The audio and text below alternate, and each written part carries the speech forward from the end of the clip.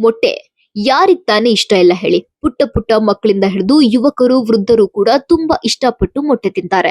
ಅಷ್ಟೇ ಯಾಕೆ, ಕೆಲ ಸಸ್ಯಾಹಾರಿಗಳಿಗೂ ಮೊಟ್ಟೆ ಅಂದ್ರೆ ಪಂಚಪ್ರಾಣ. ವಿಷಯ ಏನಂದ್ರೆ ಮೊಟ್ಟೆ ಪ್ರಿಯರಿಗೆ ಬಿಗ್ ಶಾಕ್ ಎದುರಾಗಿದೆ. ನುಗ್ಗೆಕಾಯಿ ಬಳಿಕ ಮೊಟ್ಟೆ ಬೆಲೆ ಗಗನ ಮುಟ್ಟಿದೆ.